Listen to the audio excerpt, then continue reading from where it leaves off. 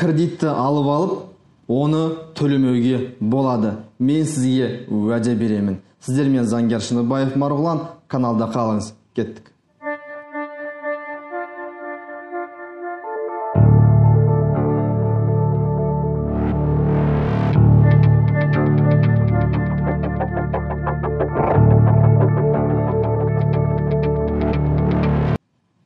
Кредитті алғаннан кейін оны төлемеуге болады.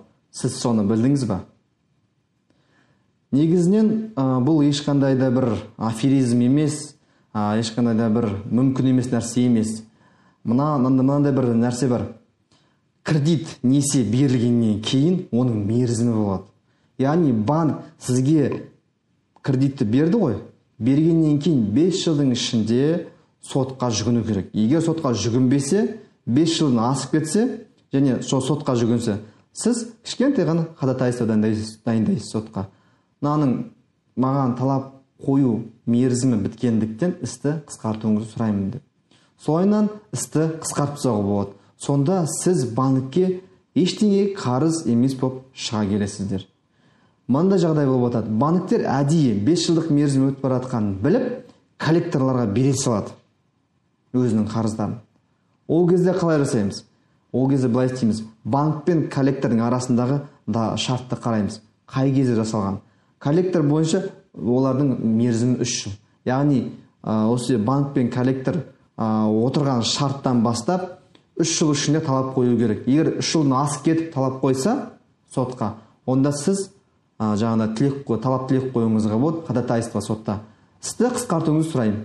Не үшін? Өйткені талап қою мерзімі өтіп кетті. Сондықтан осы 5 жыл банкке және микро және коллектор бойынша 3 жыл жаттап алуыңыз керек. Егер мерзім асып кетсе, осы мерзім асып кеткеннен сотқа берсе, істі қысқарту туралы талап тілек беру арқылы сіздер банкке ештеңеде төлемей қоюыңызға болады.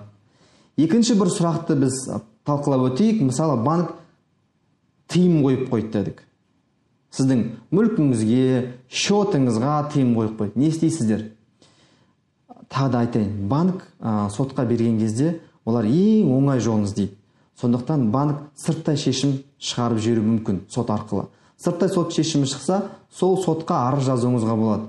Менің сырттай сот шешімі шықты, күшін жою туралы. Күшін жою туралы қағаз ұйғарым шығарып береді. Сол ұйғарым аласыздар, сот орындаушы тапсырасыздар. Сот орындаушы міне ұйғарым шешім күшін жойды.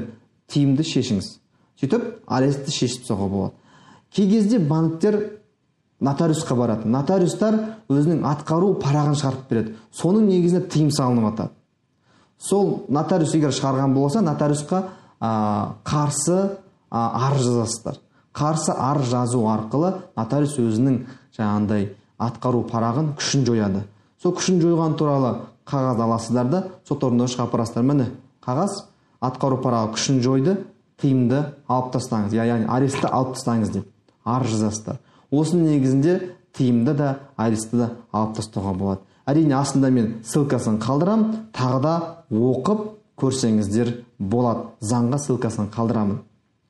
Сіздермен болған заңгер Шыныбаев Марғұлан. Подписка ұмытпаңыздар, жүрек ұмытпаңыздар, және қоңырауды басуды ұмытпаңыздар. Келесі видеоны қарау үшін. Кездескенше күн жақсы, сау болыңыздар.